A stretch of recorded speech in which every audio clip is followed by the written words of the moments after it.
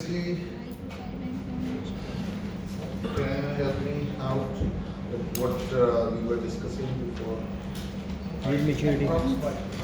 Alright. So we had started the bond valuation, right? And bond valuation, we discussed that if the bonds are coupon bonds, so the present value of the bond can be calculated as the coupon amount 1 minus 1 plus r power minus n divided by r plus future value divided by 1 plus r power n.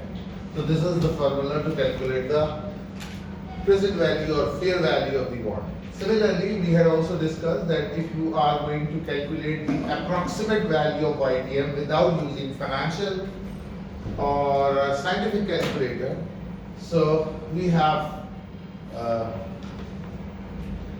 we can use this formula, that is the coupon amount plus future value minus present value divided by number of years to maturity upon future value plus present value over 2 and whole sum multiply by 100, so you will get the approximate yield to maturity.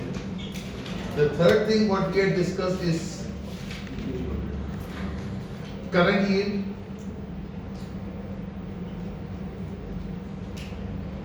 and the formula of current yield is the coupon amount divided by present value of the bond multiply by 100, like whatever the amount of money you are investing or the buying bond today, so whatever that present value. So if you are going to divide the coupon amount with the present value of the bond, multiply by 100, you will get the current yield. That all we have discussed in the previous class. Okay. And this is all about, the coupon bond. You can add one more thing, that is yield to call, that is YTC. So this is the same formula of YTM. The only difference between YTM and YTC, YTM stands for yield to maturity. So if the bond has been issued for 5 years and if you are going to encash it after exactly 5 years time period, so it is yield to maturity. But if it is being called before the maturity period, like after 3 years, if the corporation is going to offer you some price, say, so that callable price, and if you are going to calculate like what if we are going to purchase it, sell this bond back or redeem it back, so how much total return per annum we are getting. So this is the same formula as YTM. The only difference that you will not get the face value or future value because you are selling it before the maturity period to the corporate, to the issuing authority. So instead of face value or future value, there will be a call price. So the only change in this formula would be coupon amount plus call price minus present value divided by number of years to maturity upon face value plus present value over 2. So this is the same formula. Instead of face value, you can use callable price or the price at which it is being called by the corporate sector. Is that clear? Okay. Then we have a zero coupon bond.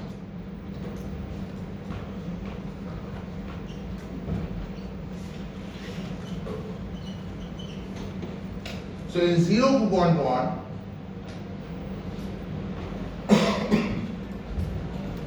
there will be no coupon amount that would be entitled to you periodically. It's very simple. That is like in that case, what we had taken the view of in the previous session, that was like if there is a specific amount which you have been entitled at the end of compounding period, that is called coupon.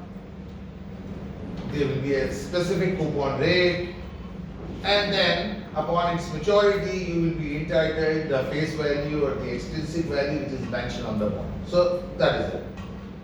But in case of zero coupon bond, no coupon amount will be entitled to you, and you will get a lump sum amount at its maturity. Like say for example, buy a bond today at so and so price, and you will get so and so amount after so and so years. Like if let's say, what would be the present value of the bond if the bond is entitled to no coupon amount, and you will be entitled 1,000 after, let's say, 5 years. Okay? And the discount rate is, let's say, 10%. So, what would be the present value of a zero coupon bond if you will be entitled 1,000 rupee after 3 years? After 3 years. And the discount rate or the required rate of return is 10%, right? Okay. So, looking at the data, so we have a simple formula, that is future value, present value, 1 plus r power n. And I told you a number of times in the previous session and previous to previous session that whenever you want to calculate the present value, right? So we have a very simple formula, that is the future value, whatever the expected future cash, plus divided by 1 plus r power n. So this is the same formula what we had discussed in the previous session. So if you are about to get 1,000, the discount rate is 10% after 3 years. So at what price you should purchase this bond? Because during this time period, you won't get any amount. Like in the coupon amount, in the coupon rate, they were, like you will get 100 every year till 4 years or till 5 years, and at the end of 5th year, upon its maturity, you will be entitled a face value. But here, during that time period, you won't get anything because it is a zero coupon bond, right? So in that situation, what would be the answer? How much? 571.31. 571. Okay. 751. 751. Okay. So that means, like, if you are going to buy a zero coupon bond at a price of 751 today, and after 3 years, if it is being in cash at a price of 1,000, that means you will return or you will get 10% per annum. Or in other words, you can reverse the situation. If you are going, let me show you, that if you are going to invest 751 for 3 years at the rate of 10%, you will get 1,000 back. It could be 999 or something because we had rounded off. So, are you getting my point? Like if you are investing 751 for 3 years at the profit or at the interest rate of 10%, you will get 1,000, right? Or if you are buying a bond at a price of 751 and it will be in cash you 1,000, this is the same thing that you will be returned 10% compounded annually, every year. Are you getting my point? Yes. So this is the case of zero coupon bond. If you want to calculate out the YTM or yield to maturity of a zero coupon bond, right? So you can simplify the formula with respect to R. Right? Because R here is the yield to maturity. And you know what? As I told you in the previous session, that is, yield to maturity का मतलब क्या है? Yield to maturity का मतलब बहुत सादा और वाज़ेह है कि whatever return you will be entitled if you are going to purchase a bond and encash it at its maturity. The fair value of the bond is something different. What you are calculating subject to whatever the required rate of return you want to earn. Like in the previous class, we had asked few students that at what rate you are going to invest your money. Some said 15%, some said 17%. Fair enough. But in that situation, you will get the fair value of the bond. That at what price I should buy if I want to earn specifically 15%. Yes. But YTM doesn't stand for the required rate of return. YTM stands for that what if you are purchasing a bond at the market price. Whether it could be undervalued, whether it could be overvalued, but if you are purchasing it, you are paying. Like instead of 751, if you are paying 800. So how much return you will be entitled? Less than 10% or greater than 10%? Less than 10%. Right? Because अगर आप 750 का ये bond खरीदते हैं और 3 साल बाद आपको 1000 मिलते हैं तो इसका मतलब आपको 10% रिटर्न मिला। लेकिन अगर आप ये बॉन्ड महंगा खरीदते हैं, यानी कि 800 का खरीदते हैं, तो इसका मतलब आपको 10% रिटर्न नहीं मिलेगा, उससे कम मिलेगा। ऐसे ही है ना, यानी इनवर्स प्रोपोर्शन रिलेशनशिप है प्राइस और इंटरेस्ट रेट में, प्राइस ऑफ द बॉन्ड में और इंटरेस्ट रेट में। यानी इसको यूं देख लें कि लेट्स कैलकुलेट दैट, ओके, सो मैं इस फॉर्मूले को ट्रांसफॉर्म कर रहा हूं, अगर आप गौर से देखें, present value is multiplying over here, it will shift over here, so it will become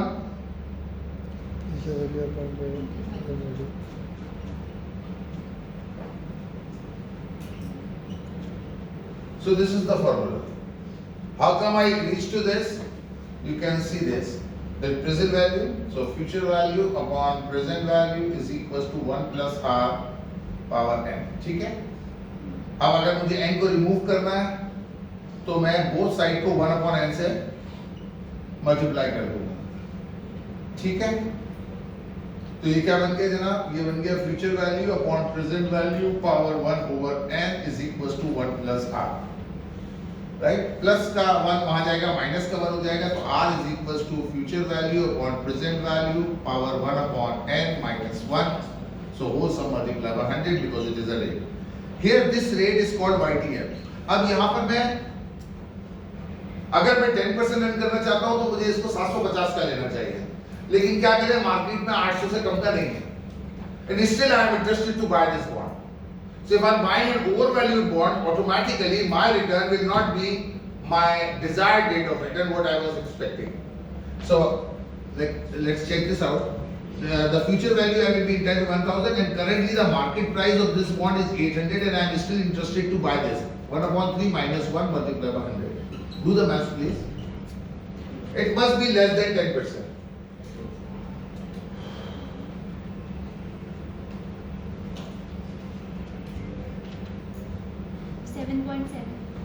So 7.7%. Like if I want to earn 10% return over my investment, so I should buy at a price of 751, right? But unfortunately, I couldn't find this bond, and the market price is higher, and it is 800. So in that situation, my yield to maturity will not be 10%, it would be 7.7%. Are you getting my point? Yes. So simple, huh?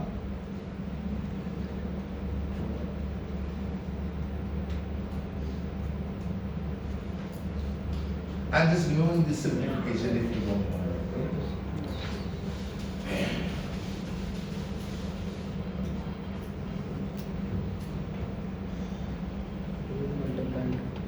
Now, come to another part, that is equity, the other part of the capital, and that is stocks, shares. So this can further demark into the common stocks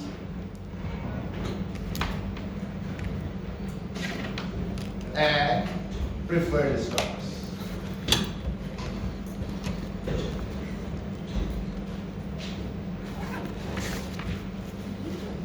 Okay.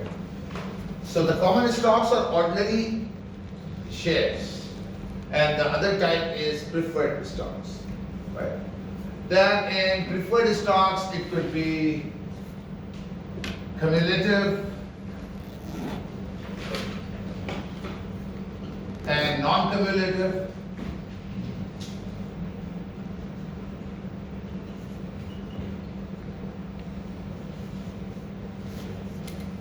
Okay. Then in cumulative, participating, non-participating, and a variety of other things, right? So let's start in common stocks. Okay. So if you want to calculate out the present value or the fair value of an ordinary share, which is issued by a company or a corporation to general public, right? So how to value it? So before going to value, we can demark the common stocks into three, classifications. The first one is that the earnings or the return on equity, or say the amount of dividends or the capital gain, right, or earning per share is increasing whether at a constant rate, right, or it is increasing or decreasing at a variable rate, or there is no growth. So these are the three possible options, right? First option, that the value or the worth or the earning per share of the stock is growing at a constant rate. So let's do it here. Constant growth or no growth, or say supernormal growth.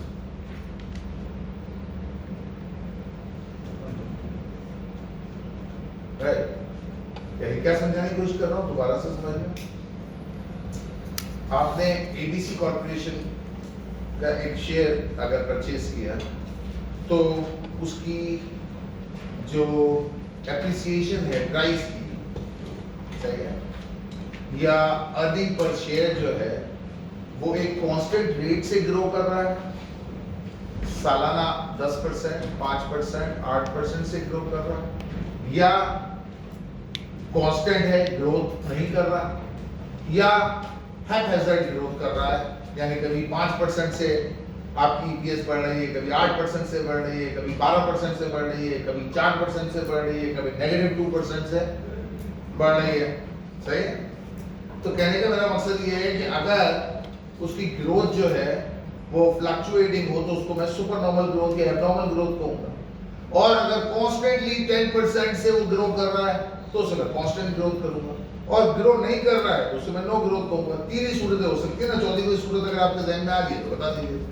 तीन से ज्यादा हो ही नहीं सकता, या हो रही है या नहीं हो रही है। अगर हो रही है तो कांस्टेंट हो रही है या कांस्टेंट नहीं हो रही है, तो चौथी कोई कैफियत बनती नहीं है आइडियल। अच्छा, अब फॉर्मूला एक ही है जो हमने डिस्कस किया है और बार बार डिस्कस करते हैं कि whatever if you want to calculate out the present value, right, or the fair value or the intrinsic value of any instrument, what you need to do is that whatever the expecting cash you are estimating, that would be discounted with a rate.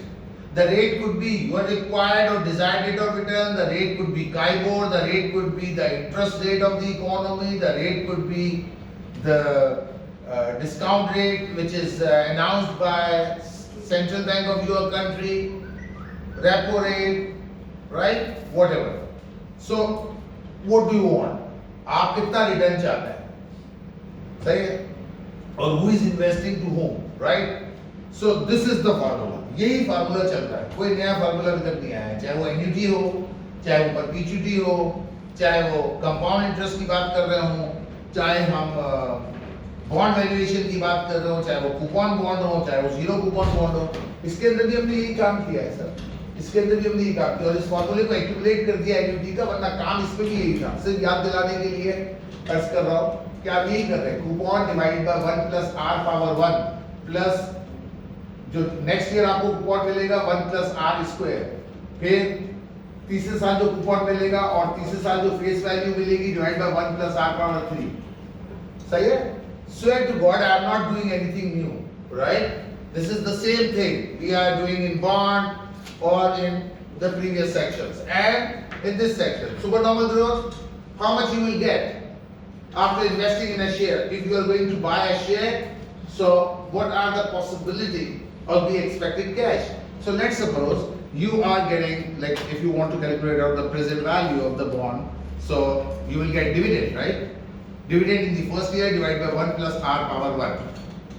Second year dividend divided by 1 plus r square. And you are interested to sell this bond at the end of third year after receiving third year dividend. So DIV3 which you will get plus you will sell this bond in the market after 3 years. P3 is the price of that share after 3 years divided by 1 plus r whole cube. So this is the same formula, right? This is the same formula. That is whatever the expected cash flow you are generating in the future, divide by 1 plus R, right? So कोई नया formula नहीं आ रहा है यार, finance में बड़े फार्मूले हैं, कोई फार्मूला नहीं है सर, एक ही फार्मूला है. Whatever the cash flow you are expecting in the future, you have to discount it in order to find out the present value. That's it, right? We are doing this. This is called dividend discount model. This is called dividend discount model. Why? Because every year the rate of increase or decrease of amount of dividend or expected cash flow is varying. That is why I have to use it individually. यहाँ मैंने इसका annuity का formula इस वजह से use कर लिया because every year I am getting the same coupon amount. So इस वजह से I can accumulate that. But if the coupon amount every year is variable, so I cannot use the formula of annuity. Similarly, if the amount of dividend is varying, like first year you have got $2, second year you have got $3, third year you have got $4, right? So you cannot use the formula of annuity because every year the stream of cash is different. So you cannot use the formula of annuity. But if every year you are getting $2, $2, so you can use the formula of annuity because the stream of cash is same or uniform. Is that clear to everyone? Yes, sir. बात समझ आ रही है? I repeat, हर साल अगर आपको stream of cash uniform हो तो फिर आप एन्युटी का फार्मूला लगा सकते हैं. अगर मैं आपसे ये कहूं कि कंपनी हर साल $2 दे रही है डिविडेंड की मद में और 2 ही दे रही है पिछले 5 सालों से, तो फिर आपको ये करने की जरूरत नहीं है. जरा देखते रहिए यहाँ पर 2 divide by 1.1 power 1 plus 2 divide by 1.1 square plus 2 divide by 1.1 whole cube. फिर ये करने की जरूरत नहीं है, आप इसको समराइज कर सकते हैं इस तरीके से, that is DIV 1 minus 1 plus R power n minus n upon R. तो ये जितने भी डिविडेंड्स हैं उसको आप इकट्ठा कर सकते हैं एन्युटी का फार्मूला लगा के, जैसे कि वहां पे मैंने लगाया है.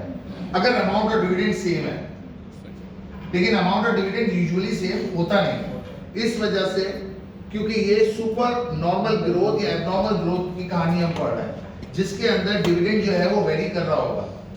एक साल 2 मिला, दूसरे साल 3 मिला, तीसरे साल 4 मिला, तो क्या ये कांस्टेंट है? नहीं है.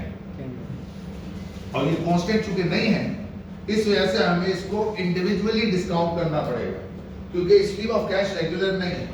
सो लेट्स सपोज एक बॉन्ड है जो कि आपको पहले साल $2 दे रहा है डिविडेंड की मद में, वही कंपनी वो स्टॉक जो है वो दूसरे साल $3 का डिविडेंड दे रही है और तीसरे साल $4 का डिविडेंड दे रही है, और at the end of third year the company is और you can sell this stock in the market at a price of let's say 50 rupees. Okay, so at what price you should buy this bond, buy this share today? Are you getting my point?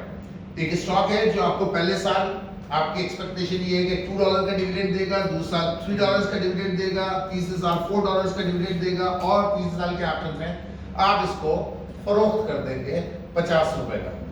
तो इस stock को आज आपको कितने का खरीदना चाहिए? अगर आप चाहते हैं कि आपको कितना % रिटर्न मिले? 15%. मिसाल के तौर पर do it 1.15 power 1.15 square and 1.15 whole cube. And why 15%? Because you want to earn at least 15% over your investment. आप ये चाहते हैं कि आपको आपकी इन्वेस्टमेंट का कम से कम 15% तो मिलना चाहिए भैया. तो अगर ये सूरत हाल है तो फिर आप इसको 15% से डिस्काउंट कर रहे हैं. And if you are happy to invest at 12%, fine, discount it by 12%. So you will get what should be the present value of this stock for you only. Right? The market could be higher or above this intrinsic value what you are calculating, or could be below than this value. So do the math please. 39.5. 39.5. So if I am going to purchase this stock at the price of 39.5, that means it's fair enough for me and I will earn how much? 15% return, right? Now what if the price of this stock, I have called the broker and asked him like, what is the current price of ABC share? And if he says 45, so that means it is overvalued. And if he says 35, that means it is undervalued. Right? Now again, it is up to you कि आपको 45 में भी लेना है या नहीं लेना है, ये आपकी मर्जी पर मुनहसर है। अगर 35 में तो आप खुशी खुशी ले लेंगे, क्योंकि ना सिर्फ आपको 15% रिटर्न मिल रहा है बल्कि उससे ज्यादा मिल रहा है, क्योंकि आपके हिसाब से अगर आप 40 रुपए का भी लेंगे तो आपको कमोबेश 15% रिटर्न मिलेगा, और अगर 35 में मिल रहा है तो बहुत बढ़िया है, आपको 17% या 18% रिटर्न मिल जाएगा। लेकिन अगर 45 का है तो फिर आपको 15% नहीं मिलेगा, हो सकता है 12% जवाब आए या 12.5% जवाब आए या 13% जवाब आए, तो इसका मतलब you are not getting what you are desired to achieve और what you are desired to earn, but still there is a profit, right? Are you getting my point? अगर आप ये बॉन्ड 39.5 का लेते हैं तो आप इसको ब्रेक इवन नहीं कहेंगे कि there is no profit no loss, you are earning 15% return. Are you getting my point? Okay. So if the amount of dividend, so earning per share, is increasing or decreasing at variable return, then you will use dividend discount model. And here is the formula. Clear? Any confusion? No. On the other hand, if there is a constant growth, if there is a constant growth thing, that means you have been told that you will get the just dividend company has paid, यानी जो अभी इस साल जो company ने जो dividend दिया है वो $2 का दिया है, right? And the growth rate is constant, that is 6%. The growth rate is constant, that is 6%. And your required rate of return is, let's say, 12%. हाँ जी? आपको अपनी इन्वेस्टमेंट पर कितना परसेंट रिटर्न चाहिए? 12%. और जो फर्म है उसकी जो अर्निंग है, it is constantly growing at the rate of 6% forever. सही है? ये कैसे पता चलाएंगे? जरा सा आगे चलकर आपको बात समझ में आएगी कि हम जब फ्री कैश फ्लोस को कैलकुलेट करते हैं और देखते हैं कि फ्री कैश फ्लो के अंदर जो है इंक्रीज और डिक्रीज का परसेंटेज कैसे निकालेंगे, that we will calculate. But currently, so the just dividend company has paid is $2, the growth rate is constant forever, that is 6%, and the required rate of return, what you want to earn is 12%, right? So at what price you should buy this bond? At what price You should buy it. you should buy this bond? So calculate the present value today. Here not stands for today. P1 stands for the price after 1 year.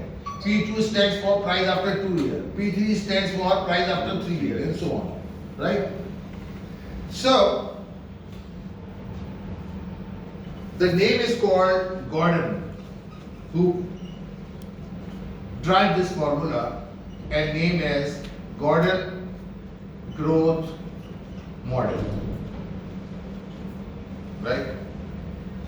He drive this formula, and if you want to calculate out the P naught, please pay attention. So you have to put the dividend after 1 year upon R minus G. So whatever the dividend you are expecting to receive after 1 year of your investment, then required rate of return minus growth rate, you will get the present value. Are you getting me? Right, sir. So now I have DIV naught, right? I do not have the DIV1, Yes. First I have to calculate this. right? But I know the growth rate is constant. So DIV1 stands for DIV naught 1 plus G. If I am going to grow this DIV naught once, it will become DIV1. If I am going to grow DIV naught twice, it will become DIV2. If I am going to grow it thrice, it will become DIV3. So currently I am growing it once. If I am going to put power 2, it will grow twice. R minus G.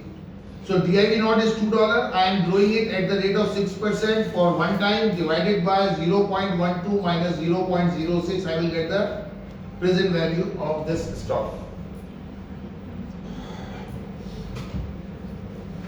This will be 2.12 divided by 0.06. G. How much is that? 35.33. So if I am going to buy this stock at a price of 35.33, I will constantly be in return 12%. Right? And because, so I do not need now, what is interesting here, I do not need the dividends, right? And most interestingly, I do not need the horizon value. That is, if I am going to sell after 3 years or 5 years or 7 years, so at what price I will sell it or I will get. So I do not need to discount that, because if I have the growth rate. Now how he developed this interesting formula that without knowing the future price of the stock, I can calculate the present value. Are you getting my point? Without knowing that how much amount I will get in the future, how can I calculate the present value? This was done by Gordon. So initially I was very impressed, like Gordon did a very great job. But actually it was not that much great. These are it's simple. Because whenever you are going to calculate the the future value or the present value, so you use a simple formula that if you are investing in the stock, so what you'll get, one is DIV, the dividend, right? And you have to discount it, right? Correct? And the other one is the price, right? So if you want to find out that how much price you will get, how much price difference you will get, so you can make it in this way, that it P2 minus P1. Are you getting my point? So after 1 year, if I want to hold the stock for 1 year, if I want to hold the share for 1 year, so after 1 year I will get this much dividend, and I will get this much difference that I have, or make it in this way for your convenience. P0 minus P1. Like मैंने इतने का खरीदा था और 1 साल बाद इतने का बिकेगा. Are you getting my point? So थोड़ी सी नॉलेज चाहिए होगी. So अगर मैं इसको बहुत आसान करूं तो मैं ये कहूं कि अगर मैं एक स्टॉक पर इन्वेस्ट करता हूं तो उस स्टॉक के अंदर मुझे $2 मिले 1 साल के बाद, और मेरा शेयर जो कि मैंने 40 का खरीदा था अब 50 का बिक रहा है. मेरी बात समझ में आ रही है? तो इसका मतलब 1 साल के बाद जो मुझे टोटल अमाउंट मिली वो 50 माइनस 40, 10 रुपए मुझे कैपिटल गेन मिला, राइट? $10 मुझे कैपिटल गेन मिला, एप्रिसिएशन इन द प्राइस. मेरे दो फायदे हुए ना. एक तो ये है कि मेरा शेयर की कीमत बढ़ गई. देखिए किसी रिटर्न को जब आप कैलकुलेट करते हैं तो रिटर्न दो तरह से आपको मिलता है. एक आपको करंट यील्ड मिलती है और एक आपको कैपिटल गेन यील्ड मिलती है. जैसे से फॉर एग्जाम्पल आपने डिफेंस के अंदर एक बैंगलो खरीदा 5 करोड़ रुपए का, ठीक है, और उस बैंगलो को आपने रेंट आउट कर दिया, और वो बैंगलो जो है वो आपको सालाना 5 लाख रुपए का किराया दे रहा है. तो आपका जो करंट रिटर्न है, जो करंट यील्ड है, सही है, समझ रहे हैं? वो तो 5 लाख हो गया. यानी कि 5 लाख से मुराद ये हो गया कि 500,000 डिवाइडेड बाय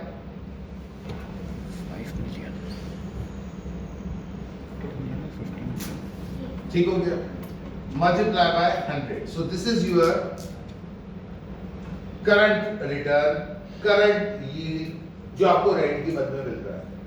मेरी बात समझ में आ रही है? इसके अलावा एक साल के बाद उस बैंगलोर की कीमत कितनी हो गई? 6 करोड़ हो गई। तो 1 करोड़ आपको कैपिटल गेन मिला है। सही है? आपके दो इनकम हुई है, एक रेंट की मद में हुई है और एक जो price of the property increase हुई है, जो कैपिटल एप्रिसिएशन हुई है, वो कैपिटल गेन हुई है। आप समझ रहे हैं? तो अगर आप गौर से देखें तो हम यूं कहेंगे कि अगर आपको टोटल रिटर्न मालूम करना है, यानी कि टोटल रिटर्न को मैं R से शो कर दूं कि if you want to find out the total return, so this could be your current yield or current return, right? And your capital gain yield. So total return is the sum of current yield and capital gain yield, whether it is bond or stock or whatever, right? Now the formula of the current yield, मैंने yield इसी वजह से उठाई है कि bond पे हम काम कर चुके हैं। तो करंट यील्ड का फार्मूला क्या है कि करंट यील्ड में आपको कूपन मिलता है, वो आपका करंट रिटर्न होता है। हर साल आपको 100 रुपए का कूपन मिल रहा है, आपकी जो भी इन्वेस्टमेंट है उसके ऊपर, उसका फार्मूला ये हो गया। और कैपिटल गेन का फार्मूला क्या हो गया? P1 minus P0 upon P0। साथ रहिएगा थोड़ी देर के लिए। This is your current yield and this is your capital gain yield.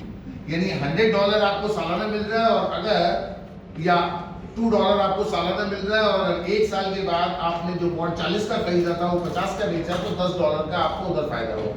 तो current yield and capital gain yield, ठीक है, and the some is the total return. Clear? तो परेशानी तो नहीं। नाउ अगर आप इसको गौर से देखें, ठीक है, तो थोड़ा सा काम कर लेते हैं कि इसको हम कर लेते हैं सिंप्लीफाई। तो दोनों के नीचे P0 लगा हुआ है, तो मैंने एलसीएम ले लिया, ठीक है, और चाहूं तो मैं दोनों को अलग अलग भी लिख सकता हूं, और फिर हो जाएगा कि coupon amount plus P1 minus P0। So this is the total return I am getting, 2 plus 10 divided by 40। तो पहले इसको साथ मिला के कर लेते हैं। 2 प्लस 10, 10 कैसे आया? 50 माइनस 40, 12 अपॉन 40 मल्टीप्लाई बाय 100। तो आपके पास टोटल रिटर्न कितना आ गया? 30%। कितना? 30%?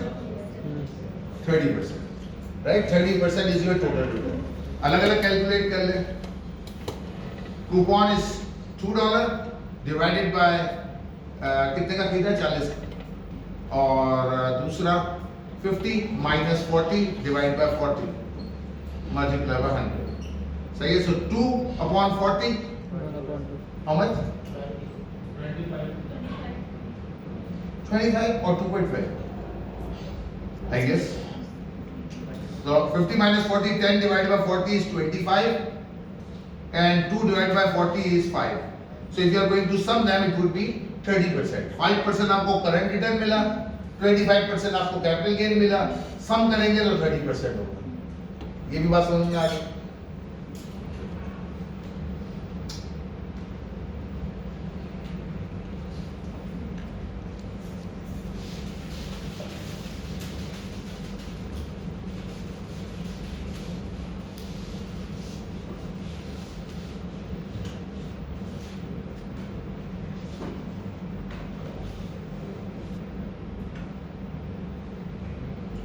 अगर स्टॉक का केस होगा तो स्टॉक के केस में क्या हो जाएगा? R is equals to div1 upon P0 plus P1 minus P0 upon P0। ये in case of bond, in case of stock, क्योंकि स्टॉक के अंदर आपको डिविडेंड मिलेगा, ठीक है? ठीक, okay. Then what? This is current yield, this is capital gain yield, right? And this is total return। अब अगर आप गॉर्डन का फार्मूला देखें 1 मिनट के लिए, P0 is equals to div1 upon R minus D। मेरे साथ रहिएगा। अगर गॉर्डन का फार्मूला आप देखें जो उसने डेवलप किया, तो उस फार्मूले को जरा सा मैं एनालाइज करूं तो ये हो गया R minus G is equal to DIV1 upon P naught. ठीक है,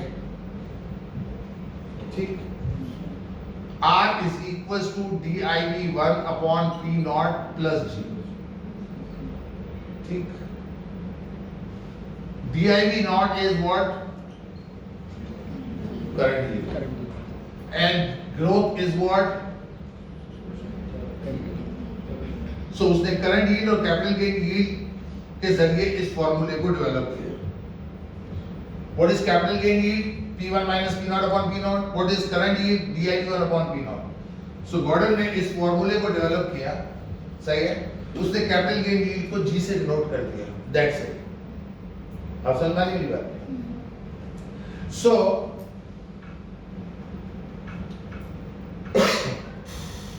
याद रखिए कि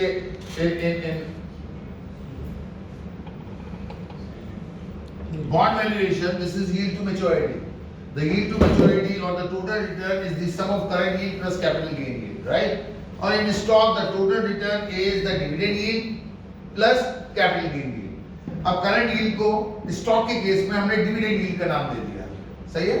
तो आप करंट yield के बजाय डिविडेंड yield एक नई टर्म यूज कर लें। The dividend yield plus capital gain yield is the total return which you can draw from the stock, and this is the formula, that is DIV1 upon P naught, and this is G. G is P1 minus P naught upon P naught, and dividend yield is DIV1 upon P naught. तो confusion तो नहीं है? यहाँ तक कोई ऐसी बात नहीं? सर इस फॉर्मूला में ग्रोथ कांस्टेंट है ना? जी, यस, क्योंकि हमने गॉर्डन यूज किया। अच्छा, अब जो तीसरा फार्मूला है जिसके अंदर नो ग्रोथ है, नो ग्रोथ का मतलब जीरो ग्रोथ। हाँ, तो आप जरा देख लीजिए, अगर नो ग्रोथ है तो इसका मतलब है कांस्टेंट ग्रोथ, यानी कि कैपिटल गेन yield कितनी होगी? जीरो, यानी कि ग्रोथ रेट क्या होगा? जीरो। तो फिर अगर एक स्टॉक है जिसका ग्रोथ रेट जीरो है, उसका फार्मूला क्या होगा? टोटल रिटर्न का फार्मूला ये, और उसकी प्रेजेंट वैल्यू का फार्मूला क्या होगा?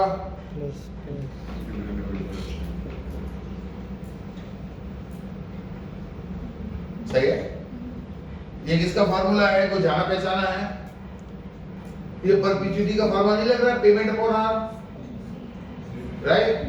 तो परपेचुइटी में कोई ग्रोथ नहीं होती है, क्योंकि उसमें कोई ग्रोथ नहीं होती है, तो परपेचुअल बॉन्ड हो, परपेचुइटी हो या जीरो ग्रोथ स्टॉक्स हो जिसके अंदर ग्रोथ रेट जीरो हो। ठीक है, इसके ऊपर थोड़ी सी हम बात करेंगे, जरा सा आप मेरे साथ रहें। यानी कि R माइनस जी, सो अगर G की जगह जीरो पुट कर दो तो R is equal to DIV1 upon P naught, right? और अगर P naught is equal to DIV1 upon R, right? या यहाँ पे पुट कर ले P naught is equal to DIV1 R minus G, ये G stands for zero, so DIV1 upon R is equal to P naught. सही है? ये किसका फार्मूला हो गया? No growth, that is P naught is equal to DIV1 upon R, that is payment upon R, right?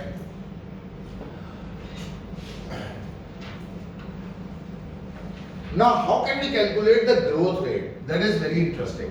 अच्छा, अब मैंने यहाँ तक आपको जो समझाया है, डिविडेंड यील्ड कैसे कैलकुलेट करेंगे, तो डिविडेंड यील्ड कैलकुलेट करने का ये फॉर्मूला है। तो मैं अलग से भी अगर आप चाहें तो लिख दूं, dividend yield is equals to DIV1 upon P naught, this is the formula to calculate dividend yield, right? If you want to find out the capital gain yield, so this is the formula, that is P1 minus P naught upon P naught multiplied by 100. So this is the formula of capital gain yield. If you want to find out the total return, sum them, right? If you want to calculate the price of the bond, so we have a Gordon growth formula, right? And if the growth is not constant, so you can use dividend discount model, right? And if there is no growth, so this is the formula to calculate the total return, that is R is equals to DIV1 upon P naught. Or if you want to find out the price of the share having zero growth, so this will be DIV1 upon R, right? इसका मतलब no growth model के अंदर capital gain yield कितनी होगी? Zero. ठीक है, यहाँ तक बात समझ में आ गई? अच्छा, अब सबसे पहले हम ग्रोथ कैलकुलेट करते हैं। How we can calculate the G? So the formula is return on equity multiplied by flow back ratio. Let me write. So flow back ratio. Now what do I mean by flow back ratio? Right? So keeping in mind that, do you have any idea of the earning per share? Earning per share. कोई idea है क्या होता है ये? Sir share के ऊपर sir एक stock के ऊपर जितना हमें रिटर्न बिल्कुल ऐसे ही है। जैसे यूं समझ लीजिए कि थोड़ा सा याद दिला दूं आपको कि आप सेल्स करते हैं, उसमें से जब cost of good sold less होती है तो ग्रॉस प्रॉफिट आता है। बिल्कुल। ग्रॉस प्रॉफिट में से ऑपरेटिंग एक्सपेंसेस को लेस कर देते हैं, चाहे वो जनरल एक्सपेंसेस हो, एडमिनिस्ट्रेटिव हो, सेलिंग हो, डिस्ट्रीब्यूटिव हो, उन एक्सपेंसेस को लेस कर देते हैं तो आपके पास आ जाता है ईबीआईटी। ठीक हो गया? ईबीआईटी में से जब आप फाइनेंशियल कॉस्ट यानी कि इंटरेस्ट को लेस कर देते हैं तो आपके पास आ जाता है earning before tax. Earning before tax में से जब आप टैक्स को लेस कर देते हैं तो आपके पास आ जाता है अर्निंग आफ्टर टैक्स। ठीक है? यहां तक समझ में आ गई? अब होता यह है कि अर्निंग आफ्टर टैक्स में से जो अर्निंग आफ्टर टैक्स आती है आपकी, उसमें से अगर कम्युलेटिव या non cumulative preference share holder का कोई हिस्सा होता है तो उसको लेस कर देते हैं, यानी कि प्रोपोज्ड डिविडेंड्स टू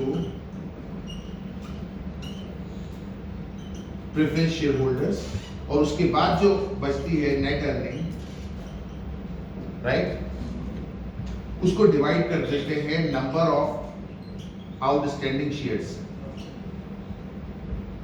तो जो टर्म आती है उसे ईपीएस कहते हैं। फिर सुनिए, सेल्स में से आपने कॉस्ट ऑफ गुड्स सोल्ड को लेस कर दिया तो ग्रॉस प्रॉफिट आ गया। ग्रॉस प्रॉफिट में से आपने ऑपरेटिंग एक्सपेंसेस को लेस कर दिया तो आपके पास earning before interest and tax आ गया। उसमें से आपने इंटरेस्ट लेस कर दिया तो अर्निंग बिफोर टैक्स आ गया। टैक्स लेस कर दिया तो आपके पास अर्निंग आफ्टर टैक्स आ गया। अर्निंग आफ्टर टैक्स में से जो भी आपने डिविडेंड प्रपोज कर रहे हैं आप प्रेफरेंस शेयर होल्डर्स को, उसको लेस कर दिया तो जो आपके पास फाइनल अर्निंग्स बची वो किसका हिस्सा है? क्योंकि सब निपट गए ना। कॉस्ट ऑफ गुड्स सोल्ड में डायरेक्ट मटेरियल की कॉस्ट निकल गई, डायरेक्ट लेबर की कॉस्ट निकल गई, डायरेक्ट एक्सपेंसेस की कॉस्ट निकल गई, फैक्ट्री ओवरहेड्स निकल गए, इनडायरेक्ट लेबर निकल गए, राइट। उसके बाद जो ग्रॉस प्रॉफिट आया उसके अंदर आपने मैनेजर्स की सैलरी निकाल दी, यूटिलिटीज निकाल दी, दूसरे अदर ऑपरेटिंग एक्सपेंसेस निकाल दिए, सेलिंग, डिस्ट्रीब्यूटिव, एडमिनिस्ट्रेटिव एक्सपेंस निकाल दिए। अब जो खालिसतन बचा वो बचा earning before interest and tax. इसके अंदर कौन कौन हमारे स्टेक होल्डर्स बचे हैं जिनको मुनाफे में से हिस्सा देना है? एक वो जिनसे आपने उधार लिया है उनको इंटरेस्ट देना है, दूसरा गवर्नमेंट जिसको टैक्स देना है, तीसरा प्रेफरेंस शेयर होल्डर जिसको डिविडेंड देना है। इन तीनों को भी फारिग कर दिया तो आपके पास अर्निंग आ गई। अब कौन है जिनके दरमियानी मुनाफा तकसीम करना है? तो ऑर्डिनरी शेयर होल्डर्स बच गए। तो आपने जितने भी शेयर्स इशू किए उसको डिवाइड कर देंगे तो आपके पास अर्निंग पर शेयर आ जाएगी। तो आप फर्ज कर लीजिए कि ये सब कुछ सब्ट्रैक्ट करने के बाद आपके पास जो अर्निंग आई है वो अर्निंग आई है लेट सपोज 100,000 की, और नंबर ऑफ ऑर्डिनरी शेयर्स जो आपने इशू किए वो किए 10,000। तो अब अर्निंग पर शेयर कितनी आ गई? $10 पर शेयर। ठीक है ना? अब हर एक के हर शेयर पर $10 का मुनाफा है। अब किसी के पास 5 शेयर है, किसी के पास 2 शेयर है, किसी के पास 10 शेयर है, किसी के पास 50 शेयर है। तो जिनके पास 5 शेयर है उनका मुनाफा 50 रुपए का हो गया, जिनके पास 2 शेयर है उनका मुनाफा 20 रुपए का हो गया, जिनके पास 10 शेयर है उनका मुनाफा हो गया 100 रुपए का। ऐसा ही है। तो 10,000 रुपए जो बचा है वो मुझे अपने शेयर होल्डर्स में डिस्ट्रीब्यूट करना है। तवज्जो रखिएगा। अब चूंकि मुझे वो तमाम मुनाफा अपने शेयर होल्डर्स में डिस्ट्रीब्यूट करना है तो उसे कहते हैं अर्निंग पर शेयर। ज्यादा डिटेल में मैं अभी फिलहाल नहीं जा रहा कि डाइल्यूटेड क्या होता है, बेसिक ईपीएस क्या होता है, वगैरह वगैरह वगैरह। फिलहाल एक मोटी टर्म को हम एक्सप्लेन कर रहे हैं ताकि फिर मैं ईपीएस और डीपीएस के दरमियान में फर्क बताऊं, फ्लो बैक रेशियो और रिटेंशन रेशियो के दरमियान में फर्क बताऊं, फिर हम ग्रोथ रेट पे बात करें, फिर present value of growth opportunity बात करें, ताकि स्टॉक वैल्यूएशन का पार्ट जो है वो आपकी मेमोरी के अंदर दोबारा से रिफ्रेश हो जाए, ताकि फिर हम अपना असल मामला शुरू करें, रिस्क एंड रिटर्न।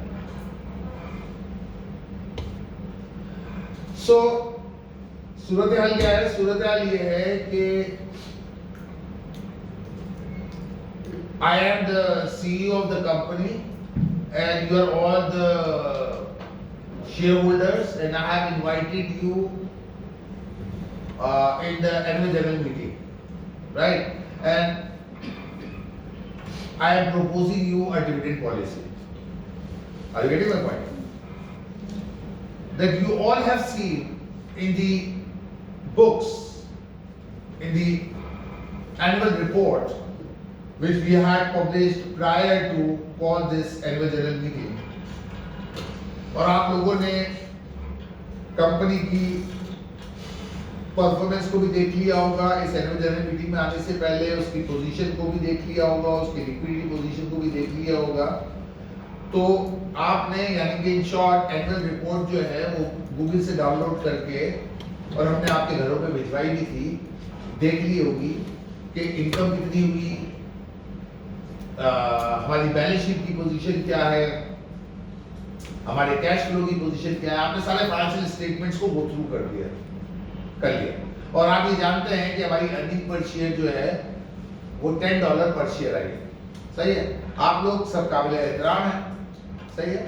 लेकिन एक डिविडेंड पॉलिसी में प्रपोज करना चाह रहा हूँ कि अगर आपके 5 शेयर हैं और मैं आपको 50 दे दूं और आपके 2 शेयर हैं, आपको $20 दे दूं आपकी इन्वेस्टमेंट पर जो आपने इन्वेस्टमेंट की हुई, और आपके 10 शेयर्स हैं तो मैं आपको $100 दे दूं। यानी कि अगर कंपनी अपनी इंटायर ईपीएस को डीपीएस में कन्वर्ट कर दे, यानी अपनी टोटल अर्निंग पर शेयर को डिविडेंड पर शेयर की शक्ल के अंदर शेयर होल्डर्स के दरमियान में तकसीम कर दे, डिस्ट्रीब्यूट कर दे, बांट दे, सही है, तो ये एक ऑप्शन है that total dividend has been, total earning has been paid out as dividends. सही है, रिटेन कुछ भी नहीं किया, रिटेंशन रेशियो क्या हो गया? 0 हो गया। ठीक है, जितनी भी आमदनी हुई थी सब तकसीम कर दी गई। एक ऑप्शन ये हो सकता है, एक ऑप्शन ये हो सकता है कि जितनी भी आमदनी थी उसका 20% या 30% या 40% डिस्ट्रीब्यूट कर दिया, बाकी 60% होल्ड कर लिया। एक ये भी हो सकता है कि कुछ भी डिविडेंड आपको नहीं दिया और सारा का सारा होल्ड कर लिया। सही ना, 3 कैफियत पे बात कर लेते हैं। देखिए बात यह है कि हमारी कंपनी का जो रिटर्न ऑन इक्विटी है 15%, जो हमारी इन्वेस्टमेंट है उस पर जो हमें रिटर्न मिलता है सालाना वो 15% मिलता है। ठीक है, चाहे तो आप पिछले साल की 3 साल की स्टेटमेंट्स देख सकते हैं। ठीक है, मैं आपसे मुखातिब हूँ, आप शेयर होल्डर्स हैं, मैं डायरेक्टर हूँ, सीईओ। तो आपने देखा कि हमारी रिटर्न ऑन इक्विटी 15% है। हम पंखे बनाते हैं, किस चीज की कंपनी हमारी? यूनुस फैन। ठीक है, और आपको पता है कि पंखे की जो मोटर होती है उसके अंदर कॉपर वायर की वाइंडिंग होती है नहीं?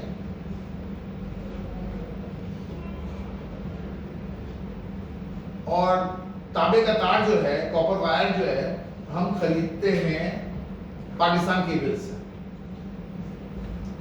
और उधार में खरीदते हैं और उसको हर 45 डेज में पेमेंट करते हैं। लेकिन हमने अंदाजा लगाया है कि पाकिस्तान केबल जो है वो हमसे 5% या 8% मार्केट प्राइस से, कैश प्राइस से ज्यादा चार्ज करता है, इम्प्लिसिट इंटरेस्ट लेता है, क्योंकि हम उससे उधार में मार लेते हैं। अगर यही कॉपर वायर हम पाकिस्तान केबल से ही कैश में खरीदे हैं तो हमें सस्ता पड़ेगा। सुन रहे हैं आप लोग? जी सर। लिहाजा हमने ये फैसला किया है कि इस साल जो मुनाफा हुआ है उसका 20% हम आपको डिविडेंड दे देते हैं, यानी कि जो $10 पर शेयर पर जो डिविडेंड हुआ है उस पे $2 पर शेयर हम डिविडेंड दे देते हैं। आपके पास 5 शेयर है तो 5 to the 10 आपको दे देते हैं, आपके पास 2 शेयर है तो $4 आपको दे देते हैं, आपके पास 10 शेयर है तो 10 to the $20 आपको दे देते हैं। तो आपके $80 बतौर अमानत हमारे पास है, आपके कितने हैं? $16 हमारे पास है, आपके 5 है तो $40 हमारे पास है, सही है। ये मुनाफा हम आपको नहीं दे रहे, सही है। और अगर ये मुनाफे को फ्लो बैक कर दिया जाए, इस रिटेन अर्निंग को, ये जो अर्निंग जो आपकी मैंने रिटेन कर ली है, रोक ली है, उसे अगर मैं फ्लो बैक कर दूं, उसको दोबारा से रीइन्वेस्ट कर दूं, तो अगले साल हमारा मुनाफा जो है वो ज्यादा होगा, इस वजह से कि फिर हम तांबा कैश में खरीदेंगे और उसके अंदर हमें बचत होगी। तो जितनी अमाउंट को हम रीइन्वेस्ट कर देंगे, जो रिटर्न और इक्विटी के हिसाब से हमारा ग्रोथ रेट निकल जाएगा। यानी कि अगर मैं यूं कहूं कि हमारा रिटर्न और इक्विटी 15% है और हम फ्लो बैक कितना कर रहे हैं 80%, 20% हमने आपको डिविडेंड दे दिया, 80% हम फ्लो बैक कर रहे हैं, तो 15 multiply by 0.8 I guess 12%. So the growth rate would be 12% next year. Right? Are you getting my point? So आप लोग एग्री हैं इस एक्शन प्लान के लिए या नहीं? मतलब हम 20% आपको दे दें और बाकी 80% हम होल्ड कर लें और उसको रीइन्वेस्ट करें। तो आप में से कितने लोग एग्री हैं? Raise the hand please. मतलब नेक्स्ट ईयर आप ज़्यादा देंगे, ग्रोथ ऑटोमेटिकली बढ़ जाएगी ना। तो they are 2 people who are ready to reinvest. Rest of them are not responding, right? So let's do the vote. Let's do the vote on over this dividend policy, right? So सिर्फ 2 लोगों ने vote दिया कि भाई we are with you, that whatever you are thinking that is okay, but rest didn't even reply, bother to reply, right? So that means they are refusing this dividend policy. In short, to hell with them, don't worry. Why? Because I have 51% voting right. सही है? And you have also given me the vote, so I have got 52% now. तो ये 48% भौंकते रहे. Who cares?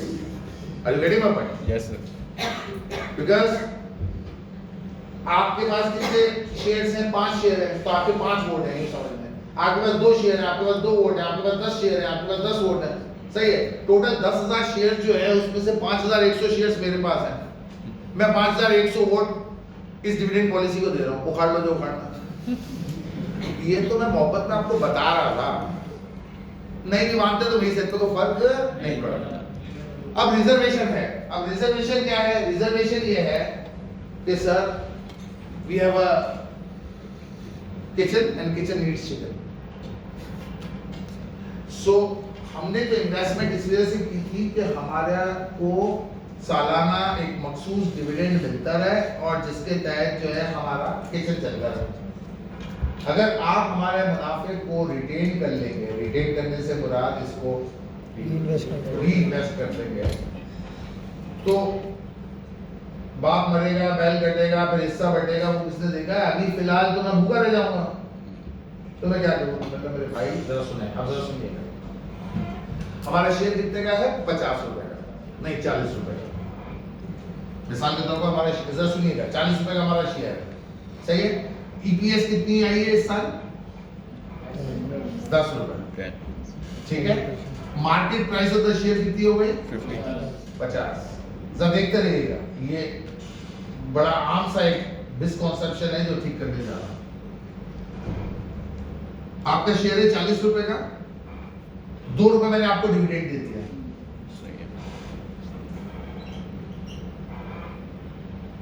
आपका share है 40 रुपए का, 4 रुपए आपको डिविडेंड दे दिया। आपका शेयर है 40 रुपए का, 6 रुपए आपको डिविडेंड दे दिया। आपका शेयर है 40 रुपए का, 8 रुपए आपको डिविडेंड दे दिया।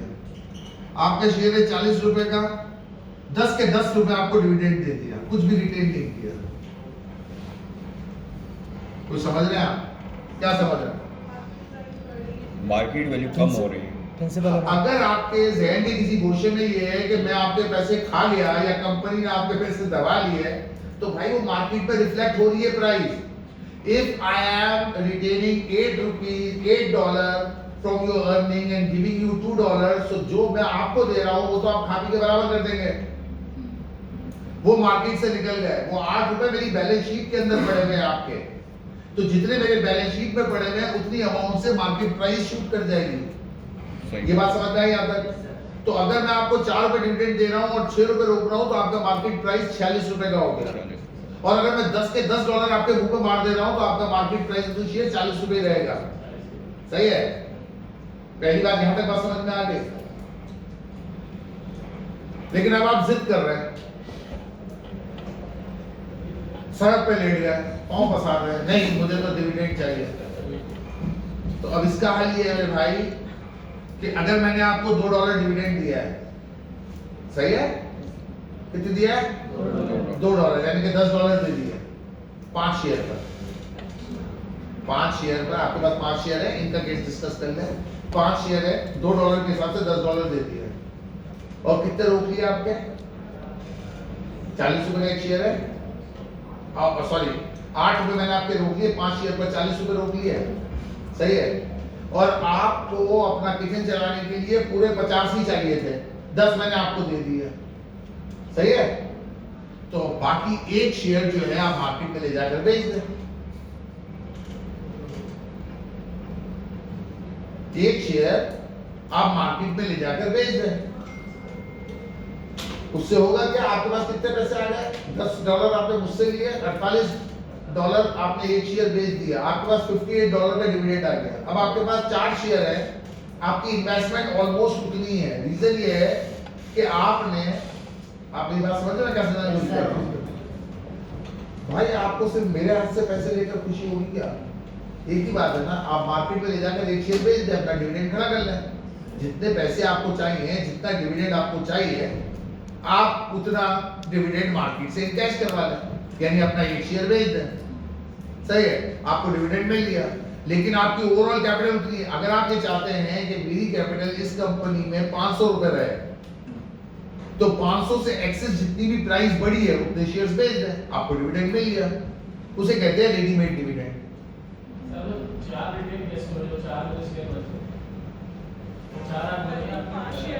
पांच शेयर थे, एक शेयर जाकर बेच दिया। सही है? अब सर देखिए, $10 किसने दिए? कंपनी ने। मैंने दिए थे डिविडेंड की शक्ल में। एक शेयर इन्होंने मार्केट में ले जाकर बेच दिया 48 का। सही है? 58। अब इनके पास कितने शेयर्स पड़े हुए? 4 शेयर। एक शेयर की कीमत कितनी है? 48। सही है? 48 into 4 कितना हो गया? 192। सही है? 192। अब 192 और 58 को ऐड कर ले, कितना होगा? 250। सही है? एक शेयर कितने का था इनका? आवाज आ रही थी बाहर तक तो मैंने सर करिए सर। बाहर तक आवाज आ रही मंगवाना समोसा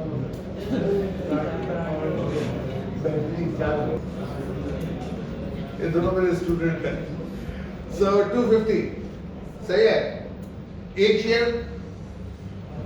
50 का था, 40 का आपने खरीदा था, 10 रुपए का प्रॉफिट था। कहीं से भी कान पकड़ लो, एक को ही गल है। आप समझ रहे?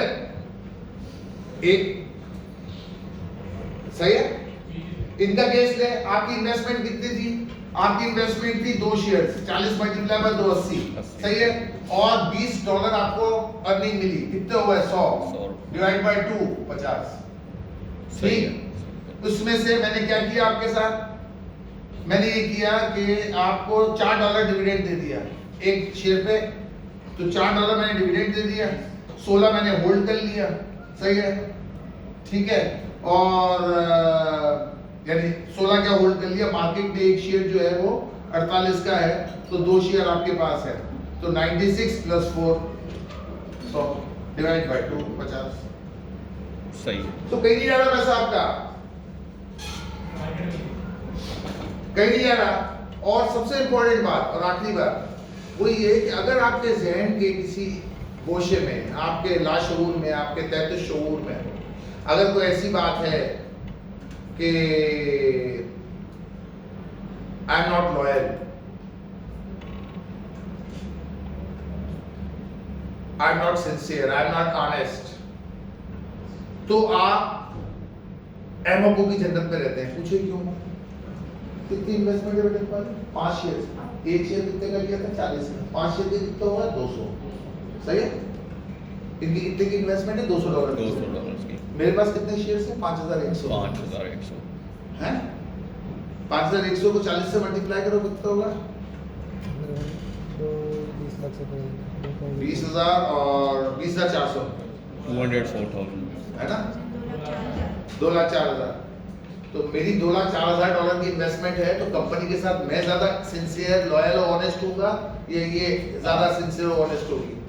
Honest. Obviously यार। तो don't think that whatever the decision I am taking for the company, she is more sincere than me. Absolutely not. जाहिर सी बात है, I am far sincere and loyal with the company because I am holding more shares, my investment is more, my stake is more, right? So whatever the decision I take, that must be like next level, ना? Are you getting my point? Yes, sir. So इस वजह से ये तो सोचेगा ही नहीं कि जो है क्या नाम है, आप ज्यादा सिंसियर हैं मुझसे, हो ही नहीं सकता।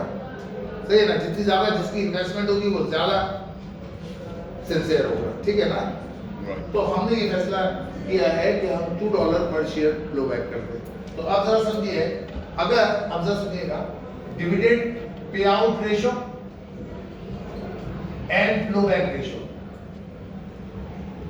Is equal to 1। सही है ना? अगर मैं 20% डिविडेंड दे रहा हूं, सही है, अगर मैं 20% डिविडेंड दे रहा हूं, यानी कि flow back ratio is equals to 1 minus dividend payout ratio.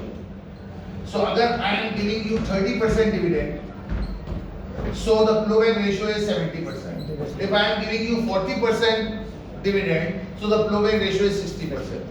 Right? Right. So the formula of the growth rate is return on equity multiplied by flow back ratio. So return on equity is, let's say, whatever the return on equity of the company, यानी जो हमारे कारोबार के मुनाफे की शरह है, या जो सरमायाकारी पर हमें जो मुआवजा मिलता है, वो अगर 15% है, और अगर मैं 60% और इंजेक्ट कर दूं फंड, कौन सा फंड है? ये वो रिटेन्ड अर्निंग है जो मैंने रोकी है। सो 15.6 नेक्स्ट ईयर जो मेरी ईपीएस होगा वो 9% से बढ़कर आएगी। यानी इस साल अगर आपको $10 पर शेयर का मुनाफा हुआ था, तो अगले साल जो है $10.9 पर शेयर का रिटर्न मिलेगा।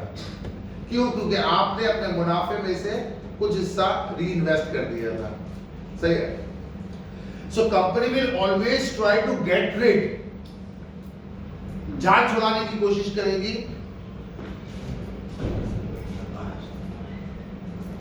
Okay, so will continue after the break.